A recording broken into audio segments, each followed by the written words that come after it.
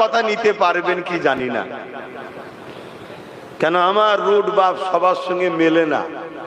সবাই যখন হাসে তখন আমি কাঁদি, আর যখন সবাই কাঁদে তখন আমি হাসি। এখন দেখছেন না কি হচ্ছে, সব মাথায় হাত দিয়ে বসে পড়েছে কি হবে কি হবে কি হবে কি হবে। তুমি আজকে যেটা ভাবছো কি হবে, 10 বছর আগে থেকে আমি ভাবছি কি হবে। কিন্তু 10 বছর ধরে সমাজ আমাকে দালাল থেকে শুরু করে, বাপ মা তুলে গাল দিয়া থেকে শুরু করে কি না বলতে বাদ দিয়েছে। কি করেছে না করেনি, এখন হাত কেটে গেছে, এবারে কি হবে কি হবে। আমি বলেছিলাম আগে লোহার গ্লাভস পরেলে তারপরে তুই কাজে লাগ, দেখবি হাত নষ্ট হবে না। তো যাক, এরপরও বলবো ভুল যদি ভাঙে ভাঙার মতো ভাঙো, নাই ছিলে করাতে এবারে নিয়ে যে চুলোই না ফেলে দেয়। বুঝতে পারছেন তো আজ নাকি? এতদিন ছিলাম কোথায়? চুলোই, চুলোতে ছিলাম। ওয়াকফটা খেলো আমাদের নামে ছিল। পাগলামি যদি হয়ে যায়, ভুলভাল যদি হয়ে যায়, একদম পুরো চুলোই কি বলে করাতে ছিলাম, একদম ডাইরেক্ট চুলোতে পড়তে হবে। আর চুলোই ফেলার পরিকল্পনা অলরেডি হচ্ছে। কেন আন্দোলনের নামে যে অসভ্যতা হচ্ছে, আমার ভয় হচ্ছে রাষ্ট্রপতি শাসন না হয়ে যায়। শুনছেন না শোনেননি? আর এটা প্ল্যান মাফিকই করা হচ্ছে রাষ্ট্রপতি শাসন করার। বললেই তো খারাপ হয়ে যাব। রাষ্ট্রপতি শাসন করার জন্য আমাদের মতো মুসলমানদের একদল রয়েছে যাদেরকে নাবানো হয়েছে। তোরা নাব নেবে, শান্ত আন্দোলনের ভেতরে ঢুকে ফিতনা লাগা। সব আন্দোলনকে খারাপ বলছি না, আন্দোলনের উদ্দেশ্য ভালো, কিন্তু ফিতনা করানো হচ্ছে কেন? তখনই আওয়াজ উঠবে, রুকা যাচ্ছে না, রাষ্ট্রপতি শাসন দরকার। আর রাষ্ট্রপতি শাসন না হলে যে হনুমান ঢুকতে চাইছে ঢুকতে পারবে না।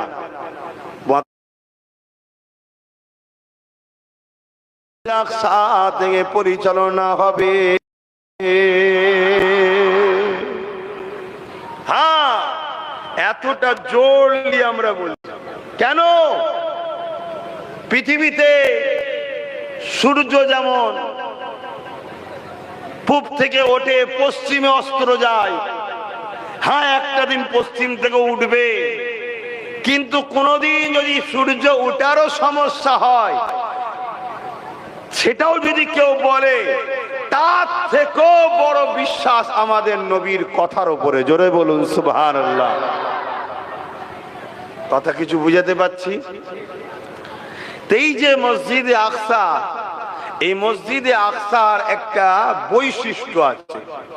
ওই বৈশিষ্ট্যটা হলো এটা, মসজিদে আকসা যার হাতে থাকে পুরো পৃথিবীতে তার হুকুমত চলে। বুঝতে পারছেন? অ্যাকচুয়ালি মসজিদে আকসাকে আজকে আমেরিকা কবজা করে রেখেছে। মূলত দেখছি সামনে নেতানিয়াহু, কিন্তু মূলত এর পিছনে সব থেকে বড় কালপিট যে বদমাইশ, সেটা হলো আমেরিকার বর্তমান যে শাসক রয়েছে বা XYZ। কথা বুঝে আসছে? কেন টার্গেট হলো মসজিদে আকসার একটা বরকত আছে। বরকতটা হলো এটাই, মসজিদে আকসা যার কবজায় পৃথিবীতে তার হুকুমত চলে। ইতিহাস বলছে মসজিদে আকসা হযরতে নবী সুলাইমান আলাইহিস সালামের নেতৃত্বে তৈরি হয়েছিল। মসজিদে আকসা সুলাইমান আলাইহিস সালাম, তার আগেও হয়েছে, আমি উনি ভিত্তিবাদ্যে করেছে। সুলাইমান আলাইহিস সালাম পুরো পৃথিবীর উপরে রাজত্ব চালিয়েছে। জোরে বলুন সুবহানাল্লাহ। এই মসজিদে আকসা হযরতে নবী দাউদ আলাইহিস সালাম তিনারও হাতে ছিল, তিনারও হুকুমত চলেছে। এই মসজিদে আকসা হযরতে নূহ বিন ইউসা, তিনি যিনি ইরাকে মাজার আছে, আল্লাহ করে ওনার দরবারে আল্লাহ হাজির করেছে, ওই হুজুরের নবীর দরবারে, তিনিও দখল করেছে। এই মসজিদে আকসাকে আবার কখনো কখনো বিভিন্ন গোত্র দখল করেছে।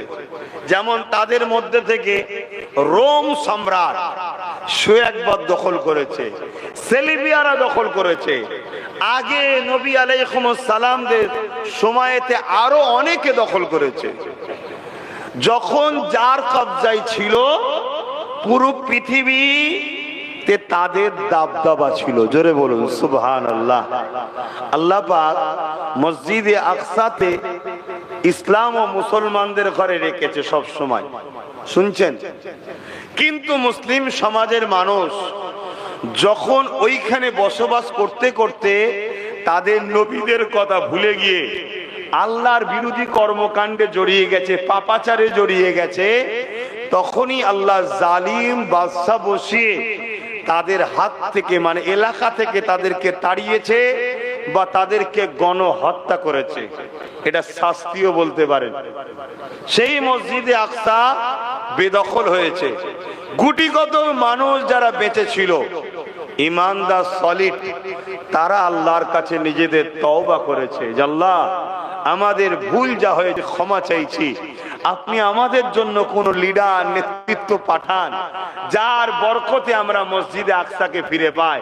আল্লাহ পাক কখনো দাউদ নবীকে, কখনো নবী ইউসা বিন নূহকে এভাবে আল্লাহ পাঠিয়ে আবার জালিমদের হাত থেকে মসজিদে আকসাকে আল্লাহ আবার উদ্ধার করেছে। জোরে বলুন সুবহানাল্লাহ। তাহলে কি বুঝলাম? আমাদের ঐতিহ্য, আমাদের সম্মান, আমাদের শান, আমাদের যখনই লুণ্ঠিত হয়েছে, যখনই আমরা আল্লাহ ভোলা হয়েছি, আমরা যখন দিনের বাইরে চলে গেছি, তখনই আল্লাহ জালিম হুকুমাত দ্বারা আমাদেরকে লাঞ্ছিত, বলুন মানে শাস্তি দিয়েছে। যখনই আমরা এই ভুলটা বুঝতে পেরে তওবা করে পরিবর্তন হয়েছি, তখনই কিন্তু আল্লাহ আমাদেরকে আবার সাহায্য করেছে। ঠিক এইভাবে হযরতে আমিরুল মুমিনিন খলিফাতুল মুসলিমিন হযরত ওমর ফারুক হুজুরের সময়তে, হুজুরের নেতৃত্বে আল্লাহ পাক ছিলেন। তরুণেরা মসজিদে আকসা চতুর্দিকে মানুষ বসবাস করে, শান্তি মনোরম পরিবেশ তৈরি হয়েছে, মানুষ নিরাপদে বসবাস করতে লেগেছে, আল্লাহ দাসত্ব করতে লেগেছে, ইনসাফ করতে লেগেছে, ইনসানিয়াত করতে লেগেছে, বড়দের সম্মান, ছোটদের স্নেহ, এক কথায় মানুষগুণ ইসলামের উপরে জীবন যাপন করতে লেগেছে। 100 বছর যায়, 200 বছর যায়, 300 বছর যায়, এভাবে কয়েকশো বছর কেটে যাবার পর আবার ওই মানুষগুলো আস্তে আস্তে তাদের নতুন জেনারেশন ছেলেপুলে যখন এসলো, তারা আল্লাহ দাসত্ব থেকে গাফলতি হয়ে গেল, তারা নামাজ থেকে দূরে সরে গেল, নবীর মুহাব্বত থেকে দূরে সরে গেল, নবীর সুন্নাত থেকে দূরে সরে গেল, তারা হিংসা করা শুরু করলো, বেইনসাফি করা শুরু করলো, মদ নারী নেশার পিছনে আসক্ত হলো, দুনিয়ার লোভ লালসায় জড়িয়ে গেল। আমার আল্লাহ সেলিবিয়াদের শক্তিশালী করে দিল, তাদের অন্তর থেকে, সেলিবিয়াদের অন্তর থেকে মুসলমানদের ভয়কে উঠিয়ে দিল। সেলিবিয়াদের আক্রমণেতে ওই মসজিদে আকসা আবার পরাজিত হয়ে গেল। এইভাবে মুসলমানদেরকে কচুকাটা করলো, মুসলমানদের উপরে অনেক জুলুম অত্যাচার করলো। মুসলমানদের মধ্যে থেকে যারা বেঁচে ছিল, তারা তাদের ভুলটা বুঝতে পেরে আল্লাহ দরবারে রুকু দিতে লাগলো, সিজদা দিতে লাগলো, তওবা ইস্তেগফার করতে লাগলো, দয়ার নবীর ওসিলা দিয়ে ক্ষমা চাইতে লাগলো। আল্লাহ তাদের দোয়াকে কবুল করে নিয়ে ওই সময় একটা সন্তান আল্লাহ দুনিয়ায় পাঠালেন, যার নাম হলো সালাউদ্দিন আইয়ুবী। আস্তে আস্তে বড় হলেন, 7 বছর বা 9 বছর বয়স, বাজারে গেছে চাচার সাথে। একটা ব্যক্তি খুব সুন্দর একটা কারুকার্যওয়ালা মসজিদের মেম্বার তৈরি করেছিল। আমি একটু আলোচনা করছি বর্তমান পরিস্থিতিকে সামনে রেখে, আপনারা শুনছেন তো নাকি? এটা ইতিহাস বলছি, সেই ইতিহাস আপনাদেরকে জানতে হবে। ইতিহাস কেন ঘটে? নিউ জেনারেশন যাতে ইতিহাস থেকে শিক্ষা পায়। যদি ইতিহাস না জানার প্রয়োজন না থাকে, ইতিহাসের যদি গুরুত্ব না থাকে, তাহলে আমার আল্লাহ কোরআনে কি দরকার ছিল? কোরআনকে যদি 4 পার্টে ভাগ করা যায়, 4 হিস্সায়, 3 হিস্সা হলো পূর্বের নবীদের জীবন ইতিহাস আল্লাহ শুনিয়েছে। জোরে বলুন সুবহানাল্লাহ। কেন? ইতিহাস থেকে জ্ঞান পাওয়া যায়। আর ওই জাতি খুব শীঘ্রই ধ্বংস হবে যে জাতি তার ভবিষ্যৎ নিয়ে ভাবে না। আমার নবী পাক সাল্লাল্লাহু আলাইহি সাল্লাম আজকে যা ঘটছে 1450-1500 বছর আগে সাহাবাদেরকে বক্তব্য দিয়ে গেছে না, যায় না? কেন দিয়েছিল নবী? সেই সময় তো ঘটেনি না। নবী আগামী কিয়ামত পর্যন্ত যা উম্মার উপরে হবে তার সব কিছু গাইডলাইন দিয়ে গেছে। নবী ছেড়ে দিয়ে বসে আছে, এজন্য আজ আমাদের দুর্দশা। আছে কোথায় আমাদের কাছে নবী? নবীর আলোচনাই নাই। সমাজের বুকে লাখো কোটি মাহফিল হচ্ছে, বড় বড় তাফসীরুল কোরআনের মাহফিল হচ্ছে আমার নবীর আজমত নিয়ে, আমার নবীর শান নিয়ে, আমার নবীর মাকাম নিয়ে, আমার নবীর রিফাত নিয়ে, আমার নবীর মেরাজ নিয়ে, আমার নবীর খতমে নবুয়ত নিয়ে, আমার নবীর রিসালাত নিয়ে, আমার নবীর কি বলে নুরিয়াত নিয়ে, আমার নবীর এই বিষয়গুলো সমাজের কাছে আলোচনাই হয় না। অথচ রাসূল হলো ঈমান। আর নামাজ, রোজা, দাড়ি, টুপি, হজ, যাকাত, মসজিদ, মাদ্রাসা, কোরআন তেলাওয়াত, দান খায়রাত করে, এগুলো সব আমল। নবী হলো চাকরি, বাকিগুলো হলো সব ডিউটি। চাকরি নেই, ডিউটি করে মরছি আমরা। এজন্যই তো আজকে আমাদের দুর্দশা। আসো, সমাধান নেই কি বলেছে? সব সমস্যার সমাধান আছে। এক মঈনুদ্দিন আজমিরিকে পুরো জালিমরা মিলে চেয়েছিল রুকার। মঈনুদ্দিন আজমিরি কি বিশাল বাহিনী নিয়ে এসেছিল নাকি? কথা বলেন, বিশাল বাহিনী নিয়ে এসেছিল না। মঈনুদ্দিন আজমিরি কি নিয়ে এসেছিল? হযরতে মুসা আলাইহিস সালামকে যখন আল্লাহ বলেছিলেন, মুসা ফেরাউন বড় জুলুম করছে, ওর কাছে যাও, যে বলো বড্ড বাড়াবাড়ি করছে, ওকে শুধরাতে বলো। মুসা নবী কি AK-47 নিয়ে, কামাল নিয়ে, বোম বন্দুক নিয়ে আর একদম পুরো ফোর্স নিয়ে গেছিল নাকি? হ্যাঁ, আরে মুসা নবী আর মুসা নবীর ভাই হযরতে বলবেন তো হারুন আলাইহিস সালাম, ইনারা দুজন ছাড়া তার কেউ নেই। তাহলে কি করে গিয়েছিল? মুসা নবী আল্লাহর কাছে বলেছিলেন, আমি হাফেজ নই তো, তাই কোরআনের আয়াত সবসময় স্মরণে থাকে না। আর তারপরে এই 2 তারিখের পর থেকে আমি একটু মানসিক দিক দিয়ে খুব কষ্টের মধ্যে আছি, যে আমার জাত ঘুমিয়ে ঘুমিয়ে নতুন প্রজন্মের জন্য শেষ করে দিয়ে গেল। কথা বুঝে আসছে না? এজন্য সম্পূর্ণ দোষী। আমাকে যদি বলেন 100-র মধ্যে 100% দোষ হলো মুসলমানের। এই যে কেন্দ্রে কালা কানুন তৈরি হয়েছে, এর জন্য দোষী কারা? 100% দোষী আমরা দোষী। এ বিষয়ে আজকে বেশি আলোচনা করছে না, কেন অন্য জায়গায় এসেছি। তারপরে একটু টাচ দিচ্ছি, কারণ এটা ধর্মের সাথে জড়িয়ে আছে। তাই আমরা নিজে হাতে করে নিজেদের বাচ্চাদের জন্য কাফন কিনে দিয়ে যাওয়া দরকার। আর না হয় প্যালেস্টাইনের মানুষের মতো ওই তেরপল দিয়ে, ছিঁড়া চটপট দিয়ে, কম্বল টম্বল পরিয়ে জড়াবে। তুমি যাই করো, আগামী দিন প্যালেস্টাইনে যা হয়েছে তোমাদের সাথে হতে চলেছে। গত 10 বছর আগে বলেছিলাম ওয়াকাফ যাচ্ছে, গেছে। আর আজকে বলে যাচ্ছে আগামী 2-3 বছরের মধ্যে তোমরা দেখে নেবে প্যালেস্টাইনবাসীর মতো তোমাদের সঙ্গে ঘটছে। বেশি না, 2-3 বছরের মধ্যে দেখতে হবে তোমরা, ইনশাল্লাহ। কথা বুঝে আসছে না? নাই। এবার যদি বলেন রুকার কি রাস্তা নেই, কে বলেছে রাস্তা নেই? কে বলেছে রাস্তা নেই? 1 মাসের মধ্যে রুকে দিয়ে যাবে, 1 মাসের মধ্যে রুকে দিয়ে যাবে। রাস্তা সেই একটাই, সব মোল্লা মলিসা পীর পীরজাদা সবাইকে ছাড়তে হবে, ছেড়ে দিয়ে একটাই রাস্তায় সবাই ধরো, মুহাম্মদ রাসূলের কদমে চলো। মুহাম্মদ রাসূলের কদমে গিয়ে যে মোল্লা মলিসা ইমাম মুফতি বক্তা তোমাকে রাসূলের সঙ্গে জুড়তে চাইছে, তাদের নেতৃত্ব মেনে তাদেরকে জিন্দাবাদ বলো। বাকি সব গাদ্দারকে লাথি মেরে ফেলে দাও, তাহলে তোমরা বাঁচবে না, তোমরা বাঁচতে পারবে না। তোমরা যতই এক করো, তোমরা যত এক বলে আওয়াজ দেবে যে এক হও, এক হও, এক হও, মনে রাখবে তোমাদের পাশে আর একটা বড় শক্তি, যারা তোমাদেরকে ভাই বলে বুকে এখনো রেখেছে, তাদের কানে বীজ দেবে একদল লোক এক হওয়ার জন্য। তোমার ওই আওয়াজ ভুল হচ্ছে, তোমার ওই আওয়াজ ভুল হচ্ছে। তোমার আওয়াজ দরকার সংবিধান বাঁচাবার জন্য এক হও, সংবিধান বাঁচাবার জন্য এক হও। ওয়াকফ যেমন একটা অন্যায় করে বিল করেছে, তার থেকেও একটা বড় অন্যায় হচ্ছে সংবিধান বিরোধী হয়েছে। কথা মাথায় ঢুকছে না? ঢুকছে না। এখন মোল্লাদের আমার কথা শুনে কি মনে হবে? তোমার কাছে মসজিদের থেকে ওয়াকফ সংবিধান আগে, মাদ্রাসার থেকে সংবিধান আগে। তুই তো মাথা মোটা গোশ খাওয়া মাথা, এজন্য তোর মাথায় আমার কথা ঢুকবে না। তোর কথা আমার কথা তোর মাথায় ঢুকবে না। মসজিদ যে ভারতবর্ষের জল জল করে মাথা তুলে আজও দাঁড়িয়ে আছে, এটা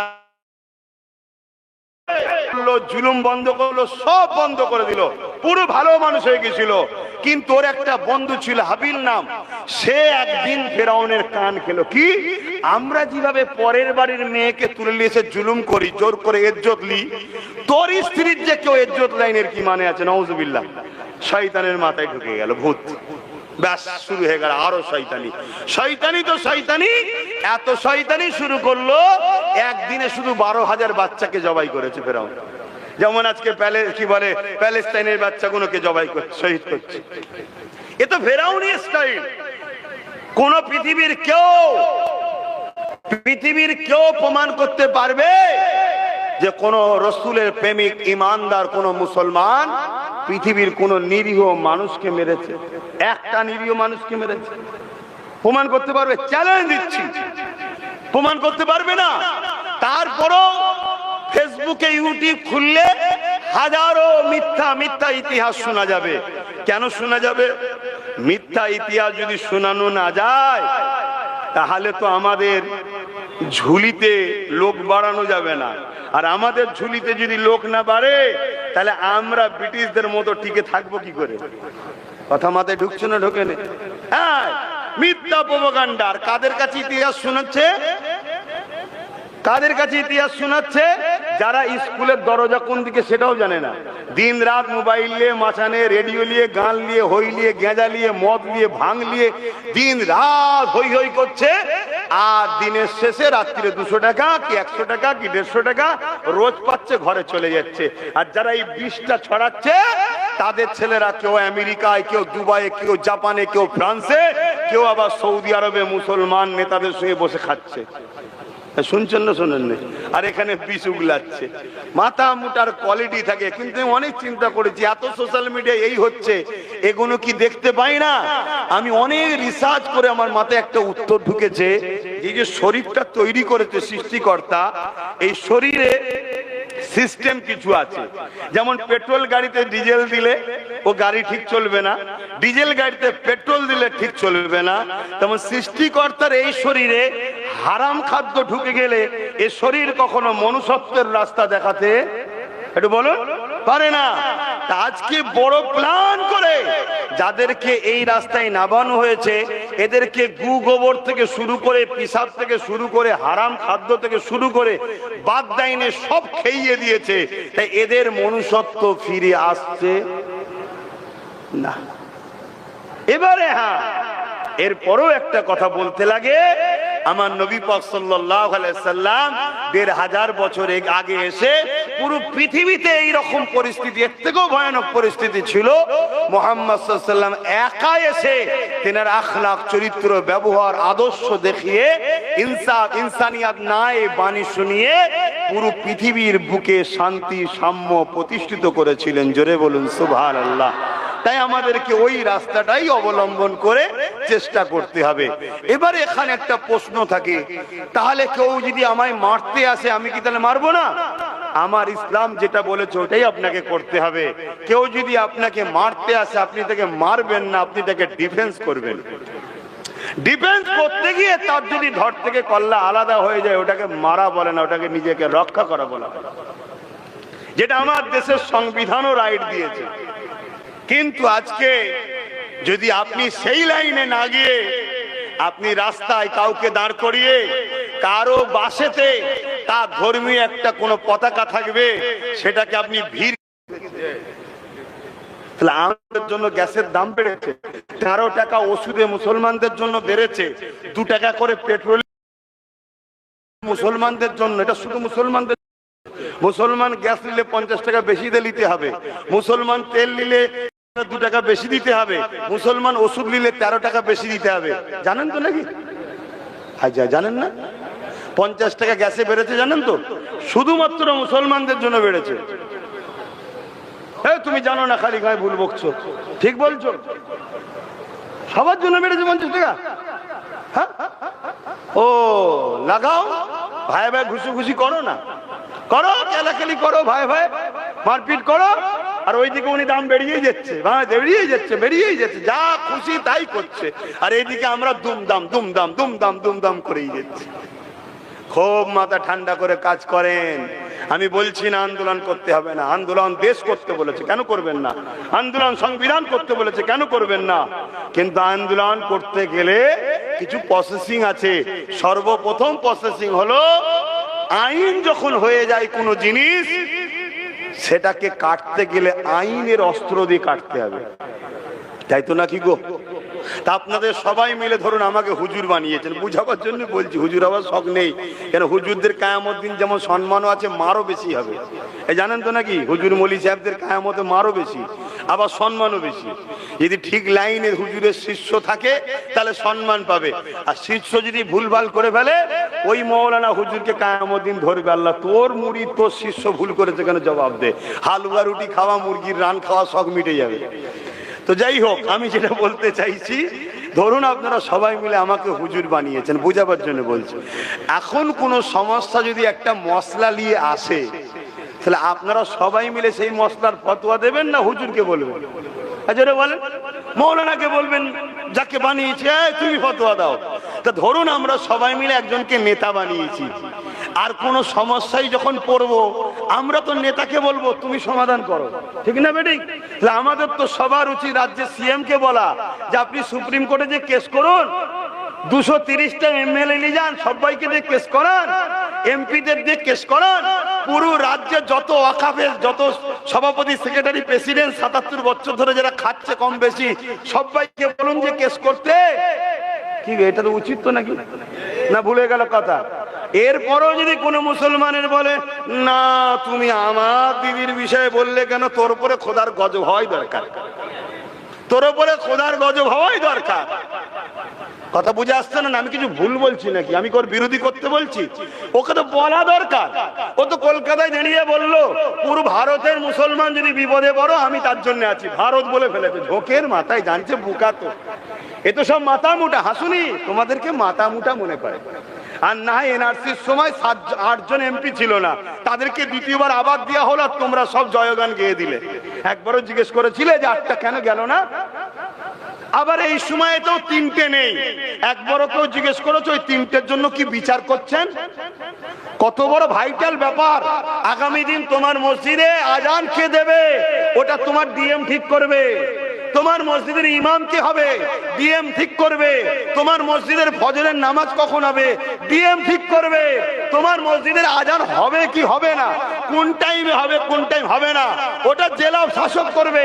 সেই জায়গায় তোমাকে নিয়ে চলে গেল, কিন্তু এই জায়গাটা গেল কেন? এই জায়গাটা এমনি চলে গেছে নাকি?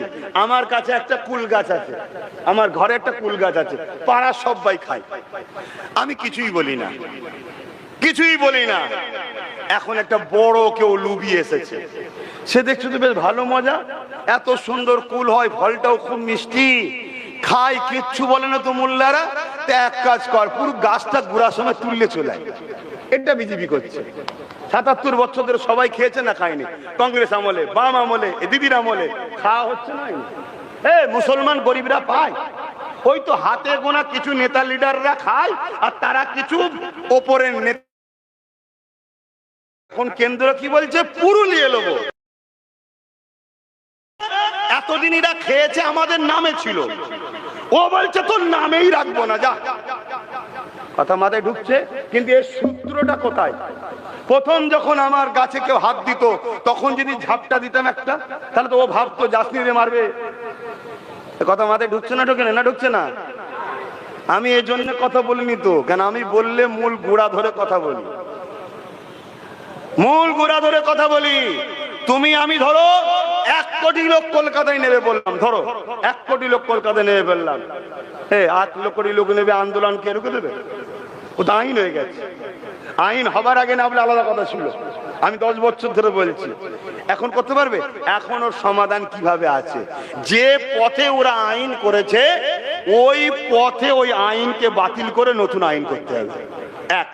দ্বিতীয় নম্বর হলো, ওর থেকেও বড় জায়গা হলো আমার দেশের সর্বোচ্চ আদালত সুপ্রিম কোর্টের দ্বারস্থ হওয়া। আচ্ছা, একটা সাধারণ মানুষ কেস করা আর একটা সিএম কেস করা দুটো এক না আলাদা? একটা সিএম কেস করা মানে 10 কোটি লোক কেস করা, এটা তো মাথায় রাখতে হবে। তিনাকে ভালোবেসে বলা দরকার আছে না? না, আমি ঝগড়া করতে বলছি না, ভালোবেসে বলা দরকার তো, যে আপনি তো বলেছিলেন তো করুন। আমার তো ভয় হচ্ছে এই যা ওয়াচ করলাম আজকে না আবার আমার বাড়িতে পুলিশ যায় কেন? ঠিক এনআরসির সময় বলেছিলাম রাস্তায় নেবে মিছিল টিছিল না করে আপনি একটা কেস করুন না রাজ্যের পক্ষ থেকে, বা সেই দিনই আমার বাড়ি পুলিশ, জানেন তো নাকি? হ্যাঁ, তবে ও সব ভয় করি না। কেন? যদি ভয় করতাম তাহলে নিজের ভাইটাকে 42 দিন জেল খাটাতাম না, ও কথা আমি না 20।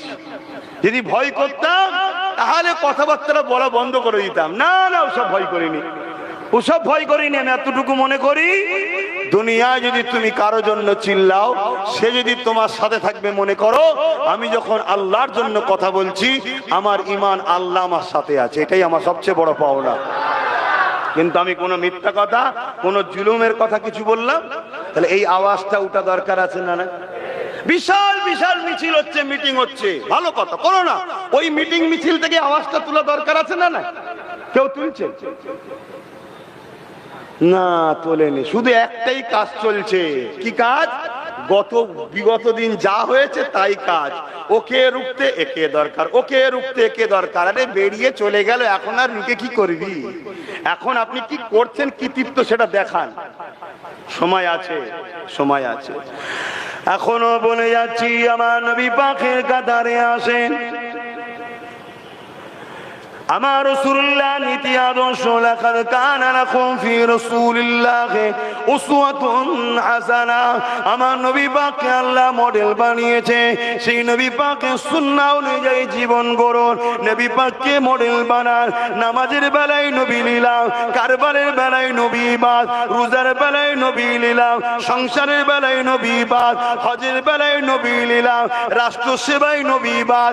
এই জন্য মুনাফিকি করার জন্য আল্লাহ আমাদের উপরে জালিমকে বসিয়ে আমাদেরকে এবারে টাইট দিচ্ছে, শাস্তি দিচ্ছে। এ যুবকেরা, তরুণেরা, মনে রাখবেন আল্লাহ আমার নবীকে তোমার আমার জন্য মডেল করেছে। ধর্মনীতি তো নবী দরকার, সমাজনীতি তো নবী দরকার, রাষ্ট্রনীতি তো নবী দরকার, এডুকেশন নীতি তো নবী দরকার, বিজনেস পলিসি তো নবী দরকার, সমাজনীতি পরিবার নীতি তো নবী দরকার। হাত্তাকে মুসলমান, তুমি আমি যে রাজনীতি করব, এই রাজনীতি তো নবীকে দরকার। ওই রাজনীতি করা হারাম যে রাজনীতিতে নেশা জাতীয় দ্রব্যকে প্রয়োগ করা হয়, ওই রাজনীতি হারাম যে রাজনীতিতে মানুষের উপরে জুলুম করা হয়, ওই রাজনীতি হারাম যে রাজনীতিতে নিরীহ এমন করে গরিব আনিস খানকে মেরে দেওয়া হয়, ওই রাজনীতি করা হারাম। ওই রাজনীতি যে রাজনীতিতে তিলোত্তমা বোনকে খুন করে মেরে দেওয়া হয়, তার বিচার দিও হবে না, এই রাজনীতি করা ইসলামে জায়েজ নয়। এ যুবকেরা মনে রাখবেন, কেউ যদি মনে করে আমি গণতান্ত্রিক দেশে বাস করছি, তাহলে আমি কি করব? গণতান্ত্রিক দেশে যদি খুনিদের কাজটাও চলতে পারে, চরিত্রহীনদের কাজটাও চলতে পারে, সমাজ বিরোধীদের কাজ চলতে পারে, কেন তোমার আমারটা চলবে না? ইনসাফ কেন চলবে না? ইনসানিয়াত কেন চলবে না? নারীর অধিকার কেন চলবে না? নেশা জাতীয় দ্রব্য বন্ধ করতে হবে, কেন চলবে না? কেন চলবে না ঘুষ বন্ধ? কেন চলবে না লুট বন্ধ? কেন চলবে না? আমার দেশে সার্বভৌমত্বের সঙ্গে যদি কেউ গাদ্দারি করে, সঙ্গে সঙ্গে রাজপথে তুলে ফাঁসি দেওয়া হবে। যদি সে মুদি নামে কেউ টাকা নিয়ে পালিয়ে যায়, তাকেও নিয়ে সে ফাঁসি দেওয়া হবে। কেন দেশের সাথে আমার রাসূলুল্লাহর আদর্শ মেনে কেন এইগুলো করা যাবে না? কথা বলে, এখন তো আমার নবীর আদর্শ। দেশের সঙ্গে গাদ্দারীদের মৃত্যুদণ্ড, চোরেরটা চলছে, দুর্নীতিরটা চলছে, খুনিরটা চলছে, ধর্ষণেরটা চলছে, লুটেরাদের চলছে, ঘুষখোরদের চলছে, সবার অনুসরণ চলছে। আর যিনি না হলে যিনার তুলনায় কেউ নেই, সৃষ্টিকর্তা বলছি ইন্নাকা লাআলা খুলুকিন আযীম। আমি বলছি সৃষ্টিকর্তা বলছে যে সবথেকে উত্তম আদর্শওয়ালা হলো মুহাম্মদ রাসূল। জোরে বলুন সুবহানাল্লাহ। তার আদর্শ চলবে না কেন? এটা আমাদের দুর্বল, আমাদের দুর্বল। এটা আমাদের উলামাদের এখন দায়িত্ব, আমাদের ইমাম উলামা আলেম মুফতি মৌলানাদের ইমামি দায়িত্ব। তুমি কোন পীর, কোন সিলসিলা, কোন মতদর্শের, তোমার পীর, তোমার উস্তাদ, তোমার শায়েখ তোমার কাছে থাক। দেশকে শান্তি ফিরাবার জন্য, দেশের হিন্দু মুসলিম দলিত আদিবাসী সর্বধর্মের গরিব মানুষের অধিকার ফিরাবার জন্য, মানুষকে বাঁচাবার জন্য, ন্যায় বিচার প্রতিষ্ঠিত করার জন্য সমস্ত উলামাদেরকে রাজনীতি আসা ফরজ হয়ে গেছে। জানি না আমার বলা ভুল, কেউ আবার সমালোচনা করবেন কিনা। ফরজ মানে একেবারে জরুরি হয়ে গেছে। কথা মাথায় ঢুকছে না, ঢোকে না? কারণ উলামারাই পারে অন্যায় মিটাতে, উলামারাই পারে। কেন? যাদের অন্তরে আল্লাহর ভয় আছে তারা কখনো ঘুষ খাবে না, যাদের অন্তরে আল্লাহর ভয় আছে তারা কখনো চিটিংবাজি করবে না, যাদের অন্তরে আল্লাহর ভয় আছে তারা কখনো রেপকে সাপোর্ট করবে না, যাদের অন্তরে আল্লাহর ভয় আছে তারা কখনো মাতৃভূমি শুয়ে গাদ্দারি করতে। আজকে কি হচ্ছে সমাজে? তুমি আমি তো কোন রকম ভাবে গোলে মেলে নাই চলে গেলাম, তোমার আমার বাচ্চা কোনোর কি হবে ভেবে দেখেছ? তাই বলে যাচ্ছি, সমাজকে পরিবর্তন করার নাম ইসলাম, জুলুমকে খতম করার নাম ইসলাম, সন্ত্রাস মুক্ত পরিবেশ তৈরি করার নাম ইসলাম, দেশের সার্বভৌমত্বকে নিরাপদে রাখার নাম ইসলাম। শুধু দাড়ি টুপি নামাজ রোজার নাম ইসলাম নয়, এগুলোর নাম ইসলাম। আর হাতটাকে চ্যালেঞ্জ দিয়ে বলছি, দাড়ি টুপি নামাজ রোজার অনেক আগে হলো অন্যায় মিটিয়ে ন্যায়কে প্রতিষ্ঠিত করার নাম ইসলাম। জোরে বলুন সুবহানাল্লাহ। আমার নবী মেরাজ থেকে নামাজ এনেছে, আমার নবী মেরাজ থেকে রোজা এনেছে, আর আমার নবী মেরাজে গেছে 621-এ, আর 610-এ নবী দ্বীনের দাওয়াত শুরু করেছে, নবুয়াতের এলান করেছে। এই 11 বছর নবী কি করেছিল? এই 11 বছর ধরে প্রত্যেকটা জালিম হুকুমতের কাছ থেকে মনুষ্য জাতি, কে মুসলিম কে হিন্দু নবী দেখে নেই, কে মূর্তি পূজা করে, কে আগুন পূজা করে, কে শিখ, কে পাঞ্জাবি, কে কি বলে ইহুদি, কে খ্রিস্টান, ওটা নবী দেখে নেই। আল্লাহর সৃষ্টিগুলোকে বাঁচাবার জন্য নবী জালিমদের বিরুদ্ধে, মজলুমদের দাসত্ব শিকল ভেঙে তাদেরকে নাদেরকে জ্যান্ত পুঁতে দেওয়া হতো, নবী বন্ধ করেছে। মায়ের সঙ্গে নোংরা কাজ হতো, নবী বন্ধ করেছে। বাপের উপর জুলুম হতো, রাসূল বন্ধ করেছে। নবীর এই 11 বছরের দিনটা করবে কে বলেন? এই 11 বছরের দিনটা আমরা ছেড়ে দিয়েছি। এই 11 বছরের দিন করতে গিয়ে নবী গরিবদের মুখে হাসি ফোটাতে গিয়ে, মজলুমদের ঘরে বাঁচাতে গিয়ে, সমাজে শান্তি প্রতিষ্ঠিত করতে গিয়ে, সমাজ বিরোধীদের বিরুদ্ধে, সন্ত্রাসের বিরুদ্ধে নবী বদরে যুদ্ধ করেছে, খাইবারে করেছে, ওহুদে করেছে। আজও যদি সমাজের সন্ত্রাস, গুন্ডা, জালিম, অত্যাচারীদের হাত থেকে মানুষ জাতিকে বাঁচাবার জন্য যুদ্ধ যদি করতে হয়, যুদ্ধ করতে হবে, তবেই তুমি মুসলমান, তবেই তুমি নবীর উম্মত। গরিব খেতে পাচ্ছে না, ক্ষুধার্ত মানুষ কাঁদছে, এতিম কাঁদছে, বিধবার উপরে অত্যাচার হচ্ছে, নারী অভাবের জন্য বাপ বিয়ে দিতে পারছে না, ওই নারী সমাজে দেহ বিক্রি করছে। আর দেহ বিক্রিকে যারা লাইসেন্স দিচ্ছে তাদের পিছনে দাঁড়িয়ে তুমি মোল্লা মৌলভী সাহেব মুসলমান দাবি করছো, তাদের পিছনে দাঁড়িয়ে তুমি বলছো আমি উম্মতে মুহাম্মাদি জান্নাতে যাব। নারী হলো মায়ের জাত, এদেরকে বাঁচাবার নাম ইসলাম। জোরে বলুন সুবহানাল্লাহ, আরো চিৎকার দিয়ে বলুন সুবহানাল্লাহ। আমার আজ হয়তো সবার পছন্দ নাও হতে পারে, কিন্তু কিছু করার নেই বাপ। আপনাকে খুশি করা আমার কাজ নয়, আমার কাজ হলো আল্লাহকে খুশি করার জন্য আপনাকে সঠিক রাস্তা দেখানো। নিবার হয় নেবেন, না নিবার হয় আমার কিচ্ছু করার নেই। কেন? আমার সৃষ্টিকর্তা কাছে আমায় ফিরে যেতে হবে, তিনি আমার জান কবজ করে নেবে, আমায় ফিরে যেতে হবে। সুম্মা নুফিকা উখরা ফাইযা হুম কিয়ামুন ইয়ানজিরুন, আবার সিংগাই ফু দেয়া হবে, আমাকে ময়দানে মাশরে দাঁড়াতে হবে, হিসাব দিতে হবে। সময় কই, সময় তো নেই, হু করে চলে যাচ্ছে। হিসাব দিতে হবে। আমার আব্বা জান, আমার ভাইয়েরা, আমার মায়েরা, আমি একটা শেষ কথা বলবো। মাইয়ুস ইসলামে কুফরি বলা হয়। মায়ুস হওয়া ইসলামে কি? কুফরি। যা যা যা যা যা যা সব শেষে গেল রে, অকাপ হয়ে গেল, বিল করল রে, আর কিছু করার নেই। আর এই মায়ুস হওয়াটা হলো কি? জোরে বলেন কুফরি। ইসলামে বলছে কুফরি। কিয়ামতের দিনে ধরুন কি বলে, সিংহাই ফু দেওয়া হয়েছে, আসমানের তারাগুলো ঝরে ঝরে পড়ছে, আসমানগুলো ভেঙে পড়ছে, তারা পাহাড়গুলো তুলোর মতো উঠবে, জানেন তো নাকি? ইজা জুলজিলাতিল আরদু জিলজালা সব হবে। আমি ওইদিকে যাচ্ছি না, বড় বড় ভূমিকম্প হবে। আর হবে এই ভূমিকম্প নয়, বিরাট বিরাট ভূমিকম্প হবে। তিনটে সব থেকে বড় ভূমিকম্প হবে, তার মধ্যে একটার মধ্যে আমরা আছি, আবার বীজখানে আছি, বুঝতে পারছেন তো নাকি?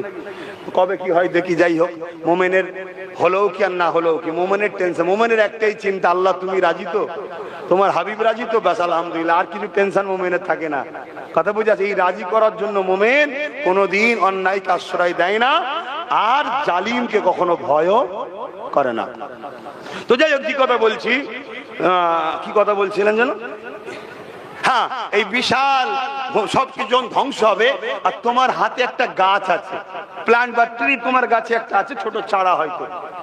তুমি যদি মনে করো পৃথিবীতে ধ্বংস হয়ে যাচ্ছে, এই গাছটা লেগে কি করব?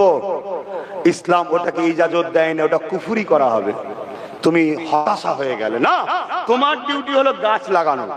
বাঁচবে কি বাঁচবে না ওটা তোমার ডিউটি নয়, ওটা হলো সৃষ্টিকর্তার কুদরতি হাতে আছে। কথা মাঝে ঢুকছে না? ঢোকে না।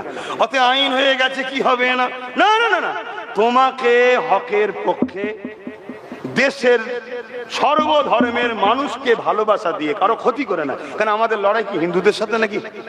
এই আদিবাসী, সাঁওতাল, বাগদি, খ্রিস্টান দেশবাসীর সাথে লড়াই না। আমাদের বিরুদ্ধে, সংবিধানের বিরুদ্ধে আমাদেরকে যে কষ্ট দিয়েছে, সে দুটো অন্যায় করেছে। এক, আমাদের উপর জুলুম করেছে। দ্বিতীয়, আমাদের উপর জুলুম করার থেকেও বড় জুলুম, আমার দেশের লাখো মানুষের রক্তে শহীদ হওয়া ভারত, সেই ডাক্তার বাবা সাহেব আম্বেদকরের সংবিধানকে মিটাতে চেয়েছে। কথা মাথায় ঢুকছে? আবার বলছি, কথা মাথায় ঢুকছে তো নাকি? হ্যাঁ, সংবিধানের অস্ত্র যতদিন তোমার হাতে থাকবে, জেনে রেখে দিও, ততদিন তুমি ভারতবর্ষের যে কোনো কোণাতে তুমি কিন্তু মাথা তুলে থাকতে পারবে। আর সংবিধানের অস্ত্র যেদিন শেষ হয়ে যাবে, মাত্র 10% লোক ভারতে মাথা তুলে থাকবে, বাকি 90% লোক তো দাস দাসী হবে। মুসলমান কি 90% নাকি? তাহলে বাকি কারা? বুঝতে পারছেন তো নাকি? হ্যাঁ, বাকি সবাই এমনি তো দেখুন না, ফুটপাতে, রাস্তার ধারে ইদিক উদিক থাকারও ঠিক নেই, আর নেই। কেন? ওরা কি অপরাধ করেছে? গরিব নাকি আমার দেশ? হ্যাঁ, আমার দেশ অর্ধেক পৃথিবীকে খাওয়ায়। আমার দেশ কি বলুন? অর্ধেক পৃথিবীকে আমার দেশ সবজি দেয়, খাদ্য দেয়। তাহলে আমার দেশ গরিব নাকি? এটা আমাদের গর্ব হওয়া দরকার, ঠিক না বেটি? কিন্তু দুর্ভাগ্য, মাথায় সব বসে আছে। কথা মাথায় ঢুকছে না? ঢোকে না? একটা দেশের, আমার দেশ এত নিরাপত্তার সাথে থাকে, একটা দেশ থেকে সামান্য জিনিস বাইরে চলে যেতে পারে না। বড় বড় মানুষগুলো বাইরে পালাচ্ছে, সেটিং না থাকলে পালাই কি করে? কথা কিছু বুঝতে পারছেন তো নাকি? হ্যাঁ, তো সেই জায়গাতে ভাই মায়ুস হলে হবে না, আন্দোলন করতে হবে, আইনের অস্ত্র দ্বারা আইনকে কাটতে হবে। আমার যতটুকু ক্ষমতা আছে দেশের স্বার্থে, সংবিধানের স্বার্থে, এবং আমাদের ভালোবাসা, ইমান, ধর্ম, সেই ধর্মের স্বার্থে আমি আইনের অস্ত্রতে ধার দিচ্ছি, তার দ্বারা যা করার করছি। কথা বুঝে আসছে? দ্বিতীয় নম্বর, যেখানে আমি যাচ্ছি, যাকে পাচ্ছি, আগে প্রথম বুঝাচ্ছি যে আন্দোলন করতে হবে। এই আন্দোলনটা হট করে নেবে আমার প্রতিবেশী ভাইয়ের উপরে আঘাত না হয়ে যায়। কারণ নবী বলেছে যে প্রতিবেশীকে ভালোবাসে না, সে নবী, আমার উম্মত নয়। আর ভারতবর্ষে প্রত্যেকটা মুসলমানের প্রতিবেশী হলো হয় হিন্দু, নাই আদিবাসী, নাই সাঁওতাল, নাই বাগদি, কোনো না কোনো ধর্মের লোক। নবী বলছে যে প্রতিবেশীকে ভালোবাসে না, সে আমার উম্মত নয়। কথা মাথায় ঢুকলো? তাহলে ইসলাম কত বড় মেসেজ দিয়েছে। তাহলে সেই জায়গায় প্রথম আমি ট্রেনিং দিয়ে সব ভাইকে ঝালাই করছি, বোঝাচ্ছি। আর যারা বিরোধী করেছিল, অনেকে তার মধ্যে থেকে সব লাফালাফি করছে, দেখি কে কি করে, দেখি না। লাস্ট ইনশাল্লাহ হবে, ছাড় নেই। বলুন বলুন, ছাড় নেই। কেন? সংবিধানের ওপরে কোনো বেটা নয়, দেশের ওপরে কোনো বেটা নয়। তোমার পীরের বেটা হতে পারি আমি, আমিও দেশ ও সংবিধানের ওপরে না না না না, এটা অনেক রক্তের বিনিময়ে দেশটা স্বাধীন হয়েছে। তার মধ্যে মুসলমানও আছে, হিন্দু আছে, শিখ আছে, পাঞ্জাবি আছে, আদিবাসী আছে, ভিন্ন ধর্মের আছে, সবাই আমরা ভাই ভাই, বাপ আদম মা হাওয়ার ছেলে। হ্যাঁ, আমার ধর্ম ইসলাম, কারো ধর্ম অন্য কিছু, সে তার ধর্ম তার উৎসবকে নিয়ে থাকবে, ওটা নিয়ে আমার মাথা ব্যথাও নয়, বাধাও নয়, আলোচনাও নয়। কিন্তু আমি আমার ধর্ম আমার উৎসবকে নিয়ে চলবো। কিন্তু এর পরে বাইরে যখন বেরোবো, সমাজ নীতিতে, কি বলে, সমাজ নীতিতে, পরিবেশ নীতিতে, প্রতিবেশী নীতিতে, মানব বন্ধন নীতিতে আমরা সবাই কিন্তু আল্লাহর সৃষ্টি, বাপ আদম মা হাওয়ার ছেলে মেয়ে মিলে মিশে থাকবো, কারবার করব, ব্যবসা করব, একে অপরকে সহযোগিতা করব, এটা আমাদের দায়িত্ব। কিছুদিন আগে একজন বলছিল বিশেষ একটা ধর্মের ভাইদেরকে, মুসলমানদের সঙ্গে তোমরা মিশবে না। শুনেছেন না শোনেননি? ওকে ইমিডিয়েটলি অ্যারেস্ট করা দরকার ছিল, কিন্তু অ্যারেস্ট হবে না। কেন? এই জন্য অ্যারেস্ট হবে না, ওদের বাপ দাদুরা সব প্রশাসনকে কন্ট্রোল করে। কথা মাথায় ঢুকছে না, ঢুকে না? আর আমরা কি বলবো? সবাই মিলে মিশে থাকো, এদের চক্রান্তে পরে ভাগ হওনি, আমাদের বাড়ি নোটিশ আসবে। কেন? ভাগ না হলে ব্রিটিশের যেমন লাভ ছিল না, এদেরও লাভ নাই। কথা কিছু মাথায় ঢুকছে না, ঢোকে নে?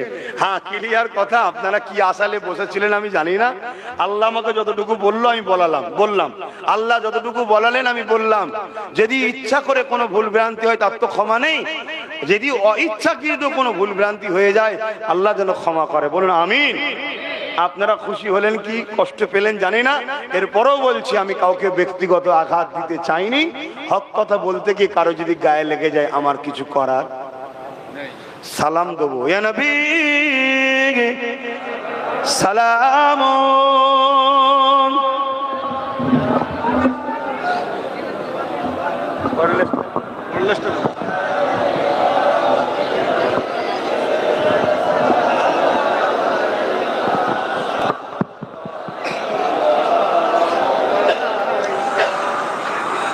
এই যে দাঁড়িয়ে সালাম দিই আমরা, এ নিয়ে আমাদের সমাজে একটা মতনৈক্য আছে না? নাই? এই মতনৈক্য সমাধান দরকার। যারা বসে সালাম দেন তিনাদের উলামা, যারা দাঁড়িয়ে সালাম দেয় ওনাদের উলামাদের এক জায়গায় বসা দরকার আছে না? না, বসে সমাধান করলে দরকার। তবে আমাদের যিনি মুর্শিদ কেবলা মুজাদ্দেদ জামান দাদা হুজুর বলেছেন, বাবা আমি আবু বকর নবীকে দাঁড়িয়ে সালাম দিই, যদি কেউ বসে সালাম দেয় তাকে তোমরা জোর করে টানাটানি করবে না, তাকে তোমরা জুলুম করবে না। আমি দিই, আমাকে যারা ভালোবাসো তোমরা দেবে। কিন্তু কেউ যদি বসে সালাম দেয় তার বিরুদ্ধে আমার দাদা হুজুর কোনো ফতোয়া দিয়ে তা আশা রাখবো যদি কেউ বসে সালাম দেয় তাদেরও উচিত হবে না আমরা দাঁড়িয়ে সালাম ওলাদের পিছনে ফতোয়া দেওয়া। ঠিক নাকি? যদি বলেন কোরআন হাদিসে নেই, কোরআন হাদিসে নেই যখন এক জায়গায় বসে যারা দাঁড়ায় তাদেরকে শিখিয়ে দিলেই তো হয়, সমাধান মিটে যাবে না? কিন্তু এতটুকু আমি জানি, বাবুল আদব কিতাবুল কিয়াম হাদিস পাকে আছে নবীকে সাহাবারা দাঁড়িয়ে সালাম দিতেন। জোরে বলুন সুবহানাল্লাহ। এতটুকু আমি জানি, আল্লাহ কোরআনে বলছেন সল্লু, দরুদ পড়ো, ওয়াসাল্লিমু, সালাম দাও। সালামের বেলায় আল্লাহ বলছেন তাসলিমা। তাসলিমা মানে দিবার মতো করে সর্ব উত্তম ভাবে সর্বদিক দিয়ে সম্মান আদব ভালোবাসার সাথে দাও। আল্লাহ দরুদের বেলায় বললেন শুধু সল্লু পড়ো, আর সালামের বেলায় তাসলিমা বললেন কেন? আল্লাহ বললেন দরুদ পড়লে নেকি হয়, নেকি ফেরেশতা লিখবে, কিন্তু সালাম যখন দিবি আমার হাবিব জবাব দেবে, তাই আদবের সাথে লেখ। এজন্য আমরা দাঁড়িয়ে দিই। কথা ক্লিয়ার? এবার সবার প্রেম কি সমান হয়? সবার আদব কি সমান হয়? অনেক ছেলে আছে বাপের জুতোতেও পা লাগলে সালাম খায়, অনেক ছেলে আছে আবার বাপের কাছে কি কোলে বসে থাকে। এক একজনের প্রেম এক ধরনের। কেউ যদি মনে করে বসে দিয়াটা আমার নবীর আদব প্রেম, সে নবীর সঙ্গে সে বোঝাপড়া করবে, আমরা তাদের বিরুদ্ধে ফতোয়া। আবার আমরা মনে করি হুজুরকে সব থেকে আদবের সাথে হাত বেঁধে সালাম দেবো, এবারে বোঝাপড়া হুজুরের সাথে আমাদের হবে। কথা আমাদের ঢুকছে না? ঢুকে। কিন্তু বীজখানে এই নিয়ে ফেতনা করে উম্মার মধ্যে টুকরো টুকরো করা হচ্ছে না? হয়নি? এটা একটা চক্রান্ত, এটা একটা চক্রান্ত। তবে মনে রাখবেন, পূর্ব ভারতের মানুষ আপনাদের জন্য মুজাদ্দেদ জামান দাদা হুজুরকে আল্লাহ তিনি সিলেক্টেড করেছেন ইমাম হিসাবে, মুজাদ্দেদ হিসাবে। যেমন হাজী ইমদাদুল্লাহ মাহাজের মাক্কি ইউপি উত্তরপ্রদেশ ওই এলাকার জন্য এসছেন, আলা হযরতকে আরেক এলাকার জন্য, উপারে পাহাড় এলাকায় কারামত আলী জুনপুরি সাহেব পাঠিয়েছেন, ঠিক তেমনি আল্লাহ পূর্ব ভারতের মানুষ তোমাদের জন্য মুজাদ্দেদ জামান করে দাদা হুজুরকে পাঠিয়েছে। তাই উচিত হবে আমাদের মধ্যে ঐক্যবদ্ধ হয়ে মুজাদ্দেদ জামানের নীতি আদর্শ, কোরআন সুন্নাহ ইজমা কিয়াস অনুযায়ী যেটা দিয়েছে তার উপরে চলে ভাইচারা রেখে সর্বধর্মের মানুষের সঙ্গে এক হয়ে দেশ ও দেশবাসী মিলেমিশে থাকা দরকার। আসুন সকলে সালাত ও সালাম পাঠ করি। ইয়া নবী সালাম, ইয়া রাসূল সালাম, ইয়া হাবিব সালাম।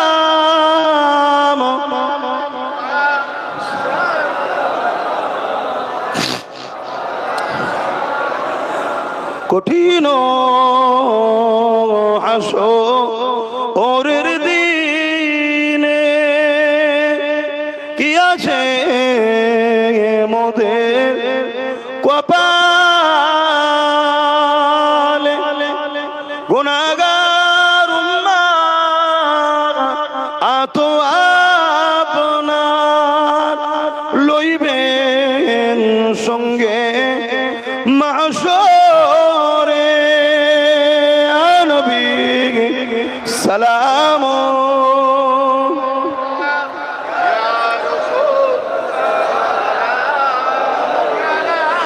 ইয়া হাবিব সালাম।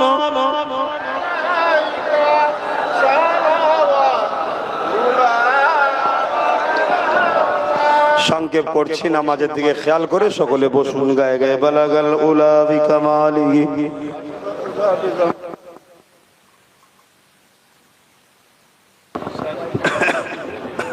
না, আজকে মাগরিবের আজান কটায়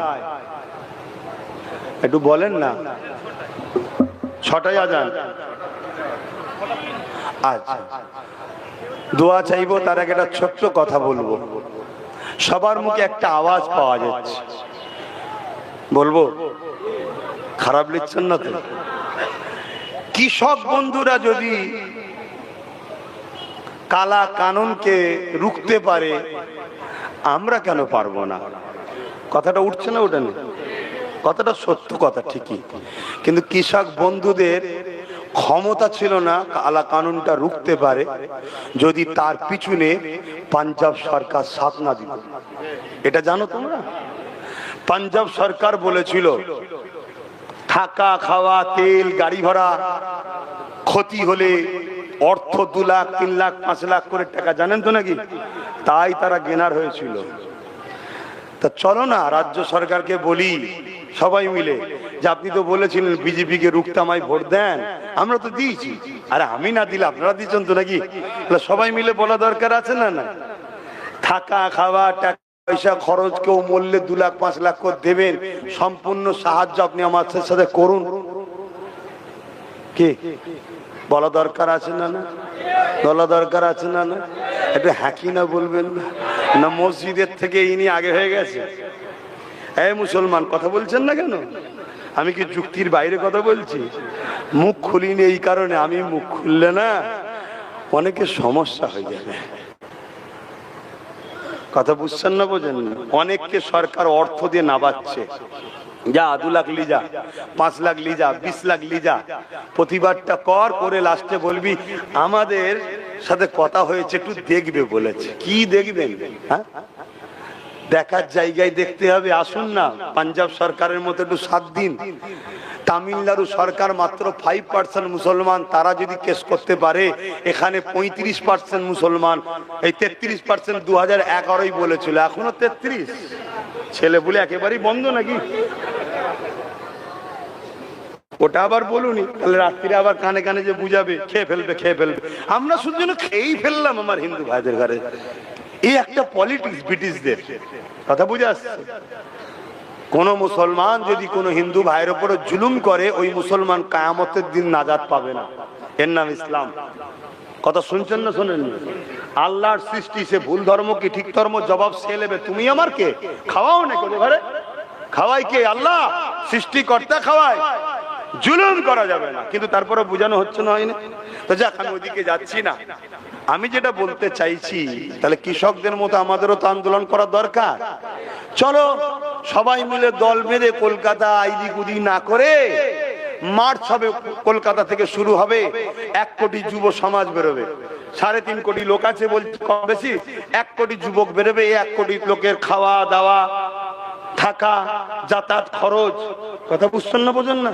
যেমন পাঞ্জাব সরকার করেছিল, কেউ নেতৃত্ব না দেয়, প্রথম সারিতে আমি থাকবো, বুলেটের গুড়ি প্রথম আমি খাবো, রাজি আছি? তোমরা রাজি আছো যেতে? হাত তুলে বলো রাজি আছো? না রে তাকবীর। সরকার সাথ দিক, তাহলে সরকারকে বাহবা দেবো না, বাহ ভালো কাজ করেছে কি।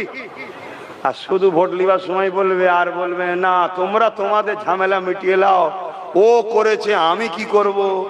তুমি যে কেন বলতে গেলে যে আমি রুবো? আশায় মরে চাষা, আমাদেরকে তো চাষা বানিয়ে দিলে কি। তাহলে এই দাবিটা হওয়া দরকার আছে না? না, যে আন্দোলন থেকে দেখবেন এই দাবিগুলো হচ্ছে না, জানবেন ওই আন্দোলন গুলোর জন্যই কিন্তু বিগত দিন এরা দালালি করার জন্যই কিন্তু আমাদের ওয়াকফ আজকে এই জায়গায় গেল। শুনছেন না শুনেন না? এরা নতুন করে আবার মাঠে নেমে পড়েছে ঘোলা জলে মাছ ধরবে বলে। শুনছেন তো নাকি? আমার কথা কষ্ট হচ্ছে যে এই সময় ভাইজান কি বলছে। হ্যাঁ, আমি একটা জিনিস বুঝি, যখন সংখ্যা বেশি থাকে তখন হারি, যখন সংখ্যা কম হয় তখনই জিতি। ইতিহাস এটাই বলছে তো নাকি? হযরত ইউসুফ বিন নূহ আলাইহিস সালাম যিনি মসজিদে আকসাকে উদ্ধার করেছিলেন, একটা শর্ত দিয়ে একটা নৌকায় উঠলেন, পানি সাগরের ওপর দিয়ে যাচ্ছে, নদীর ওপর দিয়ে, পানি যে খাবে না সে মসজিদে আকসার জন্য সৈন্য হবে। মাত্র 313 জন পানি খায়নি, সবাই পানি খেয়ে ফেলেছিল। 313 জনকে নিয়ে ইউসুফ বিন নূহ লড়াই করলো, তার ওসিলায় মসজিদ আকসা বিজয় হলো। জোরে বলুন সুবহানাল্লাহ। আমার হুজুর দয়ান নবী, নূর নবী, হায়াতুন নবী, সাফাতুন নবী, মেহরাজ ওয়ালা নবী, তামাম কায়নাতের বাদশা, শুধু দুনিয়ার নয়, তামাম কায়নাতের বাদশা, আল্লাহর সৃষ্টি কুলের বাদশা। আল্লাহ জিনাকে বানিয়েছে, কে বানিয়েছে? আল্লাহ বানিয়েছে। সেই মুহাম্মদ সাল্লাল্লাহু আলাইহি ওয়াসাল্লাম তিনিও বদরে জিতলেন 313 জন। যখন সংখ্যা বেশি তখন হারি, যখন সংখ্যা কম। সংখ্যা বেশির মধ্যে ইসলাম বিদ্বেষীদের লোক ঢুকানো থাকে দাড়ি টুপি ছদ্মবেশে, আর সংখ্যা যখন কমে যায় সব চিটে উড়ে গিয়ে সলিডটা থাকে, তখন আল্লাহ বিজয় দেয় ইমানদারের ওসিলায়। কথা বুঝলেন? তুমি যদি ইমানদার হও তাহলে এই কথা কোনো বলতে পারছো না কেন? চোখে চোখ রেখে আসুন পাঞ্জাব সরকারের মতো 7 দিন কি গো, এই জায়গাটা ধরো। চাপে পড়লে বিড়ালও দেখবেন গাছে উঠে পড়ে। 1 বছর বাকি আছে, চাপ যদি দিতে পারো 1 বছরের মধ্যে হুলুস তুলুস হয়ে যাবে। সমাধানের রাস্তা আছে না? নাই? তাহলে ঠিক জায়গায় তো সমাধান করতে হবে কি। হ্যাঁ, একজনের মানুষের ডাক্তারের কাছে গেছে, বলছে ডাক্তার বাবু আমার কিছু ভাবে টয়লেট হচ্ছে না। বুঝছেন তো নাকি? কোনো ভাবে হচ্ছে না, যা ওষুধ দিয়েছেন সব কিচ্ছু হয়নি। ডাক্তার একটা বাতি দিয়েছে, কি বলছে? পায়খানার দরজায় দেবে, টয়লেটের দরজায় দেবে। 3 দিন পরে গিয়ে বলছে ডাক্তারবাবু 3টে দিয়েছি তাও হয়নি। ডাক্তার বলছে হয়নি মানে? সে কি কথা রে, 3টে দিয়েছি? হ্যাঁ। বলছে লাস্টের দিনে রাগ করে একসাথে 3টে দিয়েছি তাও হয়নি। বলছে না। বলছে কই কিভাবে দিলি আমাকে দেখাতো। বলছে দরজায় যেতে হবে তো। বলছে ধরে গাধা, আমি ওই দরজার কথা বলিনি, তোর নিজের যেটা দরজা আছে পায়খানা। আর বুঝতে পারছেন তো নাকি? তাহলে ওষুধ ওষুধের জায়গায় কাজে লাগালে তবে হবে, আর না হয় চিল্লে আর একটা জনের সুবিধা করে দিচ্ছ। তাহলে আমি কি আন্দোলনের বিরুদ্ধে বলছি? না, আন্দোলন করো কিন্তু ঠিক জায়গায় সুইচ টেপো, চাপ দাও ঠিক জায়গায়। যে আমরা খেটে খাওয়া মানুষ কি করব, তোমাকে আমরা দিলাম কি করতে, আসো চলো। মহব্বত দেখাবার সময় হয়েছে, দুঃখের দিনই তো ভালোবাসা বোঝা যায় কি। সারা জীবন কত মহব্বত, কত প্রেম, আর একদিন অসুস্থ হয়ে যখন বিছানায় পড়ে গেছে, ও বিবি পালাচ্ছে, তাহলে জানতে হবে প্রেম ছিল না নাটক ছিল। এখন বিপদে পড়েছি, এখন তো একটু ডাকতে হবে নাকি, একটু সেবা খেদমত করো, একটু দেখো। এখন যদি গায়ে হাওয়া লেগে কেটে পড়ে, তাহলে আমাদেরকে নিজেদের পাওয়ার তৈরির দরকার আছে না নাই? ও পরের বাপকে বাপ বলা বন্ধ কর। বাপ যা 30, 40, 50, 70 যা হয় হোক গে যাক, নিজের হাতে থাক। বাকি যারা আছে আছে, আমার কাছে 40 জন লেবার আছে, তোর কাছে 100টা আছে, আমার কাছে 70টা আছে, তোর কাছে 90টা আছে, চল একসাথে লাগা, পার্টনারে বিজনেস করি। পার্টনার ছাড়া বাঁচার রাস্তা নেই।